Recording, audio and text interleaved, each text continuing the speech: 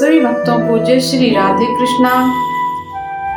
सभी भक्तों को हरे रामा हरे कृष्णा कृष्णा कृष्णा हरे हरे। चैत्र पक्ष की शुक्ल पक्ष की कामदा एकादशी की विधि एवं महत्व। धर्मराज युधिष्ठिर बोले, हे भगवान, मैं आपको कोटि कोटि नमस्कार करता हूँ। अब आप कृपा करके चैत्र शुक्ला एकादशी का महत्व कहिए। इस एकादशी का क्या नाम है और इसके करने के क्या फल मिलता है?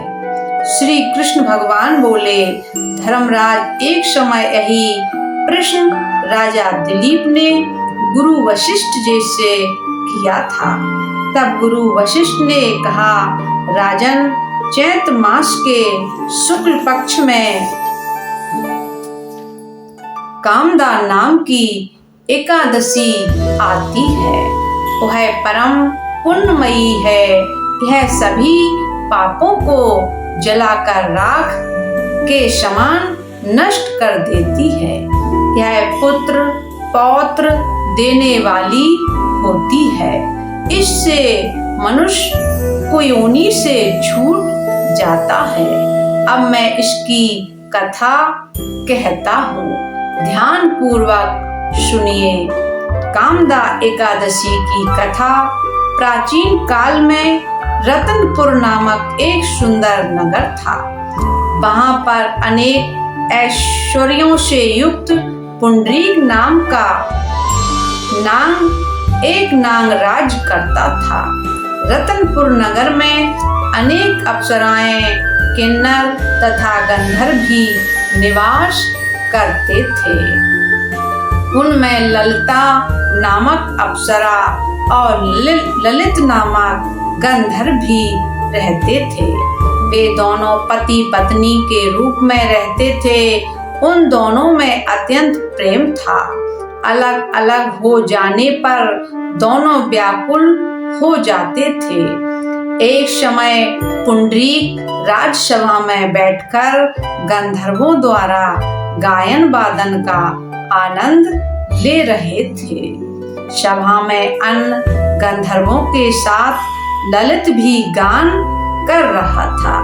गाते गाते उसको अपनी प्रिय ललिता का ध्यान आ गया और उसके ध्यान में सुर भंग होने के कारण वह अशुद्ध गायन करने लगा। ललित के मन का संताप जानकर करकोट नामक नाग ने गायन में त्रुटि होने की शिकायत राजा से कर दी। तब पुंडरीक ने क्रोधपूर्वक ललित को श्राप दे दिया, दुर्बुद्धे, तू मेरे सामने गाता हुआ अपनी पत्नी का स्मरण कर रहा है, अतः तू कच्चा मांस खाने वाला और नरभक्षी राक्षस बनकर अपने किए कर्म का फल भोग। पुंडरीक के श्राप से ललित उसी क्षण विकराल राक्षस हो गया और वह अनेक दुख भोगने लगा। जब उसकी प्रियतमा ललिता को यह सब मालूम हुआ तो उसको अपने पति की विकराल आकृति देखकर मन ही मन अत्यंत दुख हुआ और वह अपने पति के उद्धार का मार्ग सोचने लगी। एक बार ललिता अपने पति के पीछे घूमती घूमती विंध्याचल पर्वत पर चली गई, जहाँ पर श्रृंगी ऋषि का आश्रम था। वह वहां आ गई और वहां जाकर विनीत भाव से प्रार्थना करने लगी। हे मुनि देव, मैं बहुत दुखी हूँ, आप मेरे विपत्ति का निवारण कीजिए। उसे देखकर श्रृंगी ऋषि बोले, हे सुभगे, तुम कौन हो और यहाँ किस लिए आई हो? ललिता बोली, हे मुनि श्रेष्ठ, मेरा नाम ललिता है।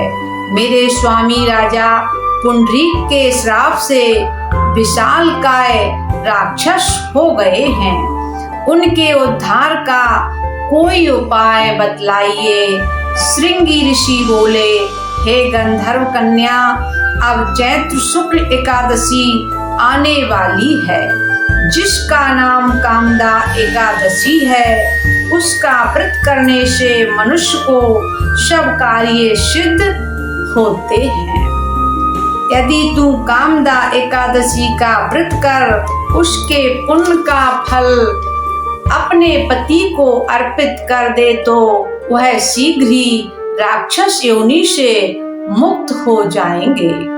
मुनि के ऐसे वचन सुनकर ललिता ने चैत्र शुक्ला एकादशी आने पर विधि पूर्वक उसका व्रत किया और द्वादशी को ब्राह्मणों के समीप अपने व्रत का फल अपने पति को देती हुई भगवान के समक्ष प्रार्थना करने लगी।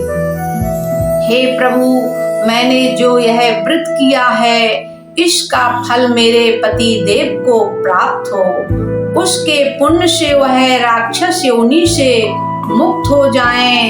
एकादशी का फल देते ही उसका पति राक्षस योनि से मुक्त होकर अपने पुराने स्वरूप को प्राप्त हुआ। फिर अनेक सुंदर वस्त्र आभूषणों से युक्त होकर वे दोनों विमान में बैठकर स्वर्गलोक को चले गए। वशिष्ठ मुनि कहने लगे, हे राजन, इस व्रत को विधि पूर्वक करने से समस्त पाप नष्ट हो जाते हैं तथा राक्षस जैसी योनि से भी छूट जाता है। संसार में इसके बराबर कोई और दूसरा व्रत नहीं है। इसकी कथा व महत्व पढ़ने या सुनने से वाजपेयी यज्ञ का फल प्राप्त होता है। सभी भक्तों को जय श्री राधे कृष्णा।